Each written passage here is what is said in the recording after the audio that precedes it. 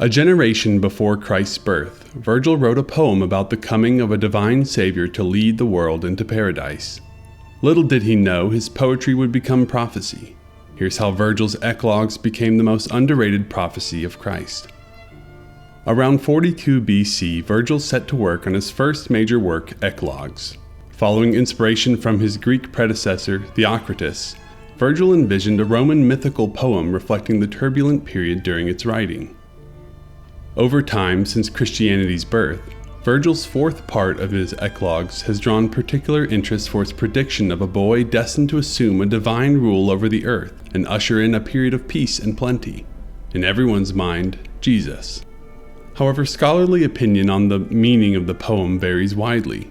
Some interpretations thought the child to be a descendant of Mark Antony and Octavia the Younger. Modern scholars tend to interpret the poem as metaphorical, with the boy representing Virgil's own poetry. But the most interesting interpretation of the Savior child depicted by Virgil is a foretelling of Christ.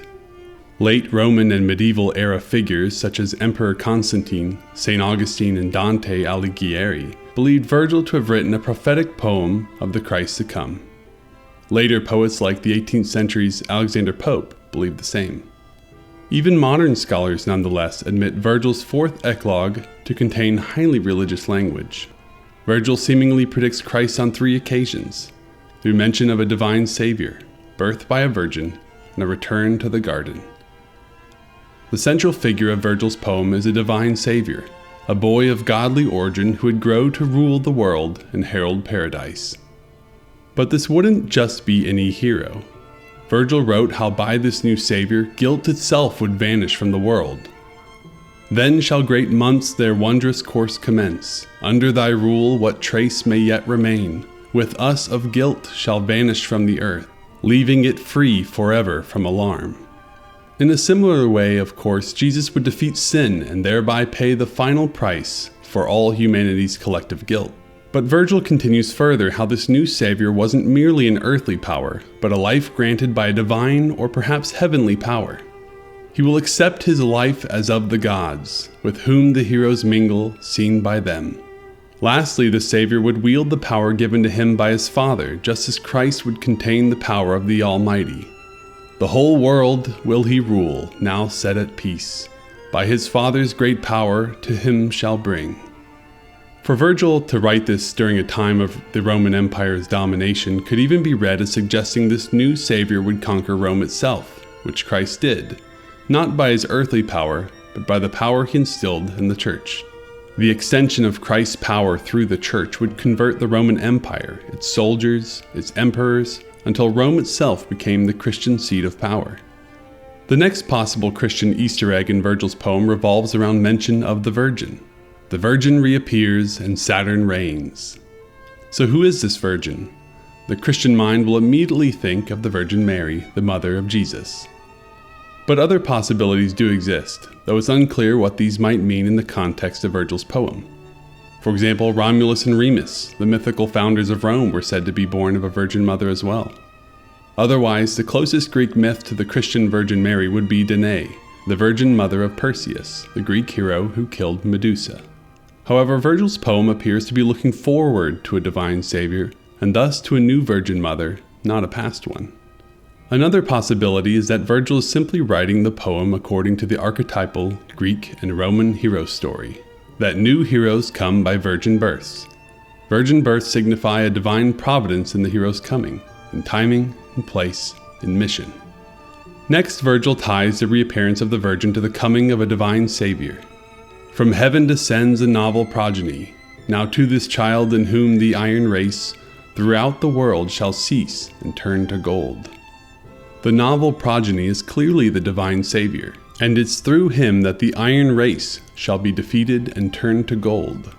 Other versions write it as, quote, in whom the iron race shall begin to cease, and the golden to arise over all the world, end quote, clearly pointing to a new people gaining power. The Christian age was just around the corner. The Messiah would be born 1 generation after Virgil's death. Whether he knew it or not, Virgil was hinting that the time of the iron race in the mighty Romans was about to change, and the time of the Christians was here. Lastly, Virgil describes the world this divine Savior would herald after his reign. What sounds like a new Garden of Eden, a world of peace and plenty. The flocks by lions shall be scared no more by serpents and by poison plants, o'er all the land sweet spicy balsams grow. On this point, it's very possible Virgil was aware of the book of Genesis during his time, given the Jewish influences coexisting with Greek and Roman influences around the Mediterranean. In fact, there is evidence of Virgil's possible awareness of the Old Testament in another line mentioning how, quote, "the cattle will not fear huge lions," end quote, which closely resembles Isaiah chapter 11 verse 6, saying, quote, "the calf and the young lion will grow up together, and a little child will lead them," end quote. In the same vein, it's also possible these elements appear in Virgil's Eclogues because of their connections to the messianic expectations of the Jewish people. Messianic figures have been anticipated and hoped for by many peoples throughout history, and it may be here that Virgil is combining Jewish and Greek hopes of a heroic savior who will bring peace to the world. As Greek mythology is rife with tales of gods, demigods, and heroes, a poem looking forward to another hero is not necessarily unexpected. Virgil, though predating Christ and distant to the Jewish world in which Christianity emerged, has earned a special place in the hearts of many Christians. To Dante and St. Augustine, he was an example of a virtuous pagan, who was simply too early to experience the call to the Christian way of life, and who was born mostly outside the purview of the Judaic world.